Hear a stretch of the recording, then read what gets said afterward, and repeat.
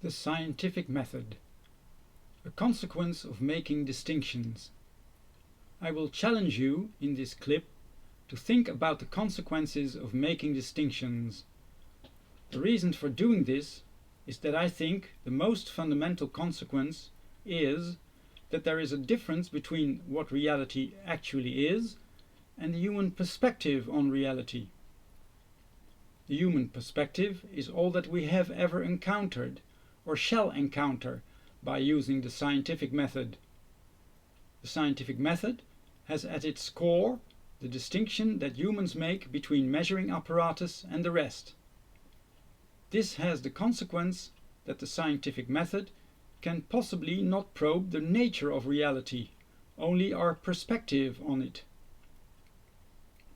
All our mathematics, all our physics, and all other sciences are a perspective on what humans consider to be distinctions. These distinctions may very well not be there in reality, while reality is still very capable to facilitate our perspectives. I therefore propose a specific kind of research to shed light on this matter. The philosophy of science and of mathematics does not address this issue yet. Mathematics starts with making the necessary distinctions to create a zero, a number 1, and its successor. Nowhere is it questioned what introducing a symbol or another distinction means in relation to reality, and nowhere is it questioned what creating the word definition infers. If you doubt this, show me, and I will show you flaws in reasoning.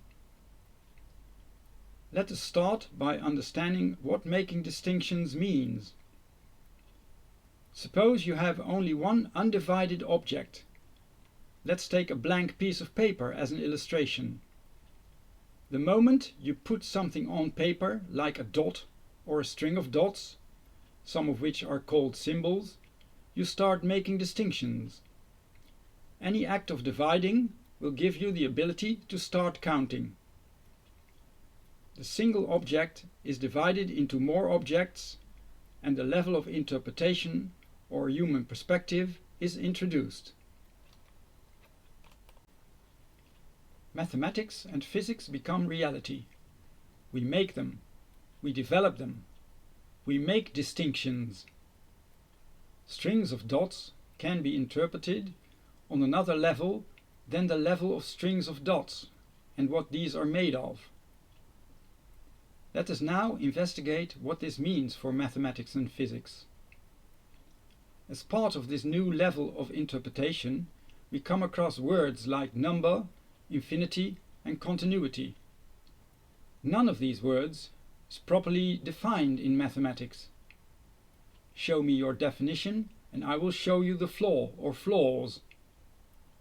The word continuity is especially interesting, because what we think we mean by it was lost the moment distinctions were made. And we need another concept to attempt to define it. We think we have succeeded, but we have fooled ourselves. Infinity, the concept we need to define continuity, is not properly defined either, and does not exist. And more than one type of infinity does not exist either, of course. Long before infinity becomes meaningful, numbers fade into being just symbols, and adding 1 doesn't mean anything anymore, because you cannot identify, distinguish, or add 1 anymore to those symbols you thought you could call numbers. We cannot even show an exact border where numbers are not numbers anymore. We call those big numbers, and you will never encounter them in your lifetime. Big numbers or big symbols are in fact what we hand-wavingly call infinity. Pi and e and the square root of 2 are examples of symbols that are not really numbers. You will never encounter them as numbers in your life, but you will encounter finite approximations that will give you a sense of infinity when you are satisfied believing the approximation of a set of symbols from here to the end of the known universe is an infinite amount or infinite set, which of course it isn't, by far, when looking back from infinity, haha. The concept of infinity becomes hand-wavingly possible from the moment of making distinctions. Continuity is lost when making distinctions. As a consequence for physics, the scientific method originates from making seeming distinctions. We build measuring apparatuses. However, building apparatuses for probing small enough things gives you theoretical blurry, as in multi-interpretable statistical models, that we call quantum field theory, and it gives you blurry indications for what the apparatus is and what it measures. This is also a major indicator that nature might not have the distinctions in it that we make. And as a result, there is also the tendency to think of physics laws that nature abides by, instead of nature having properties and humans constructing laws to understand nature's behavior. Nature is and reads no laws. Now that we more or less understand making distinctions and its consequences, we should consider the following.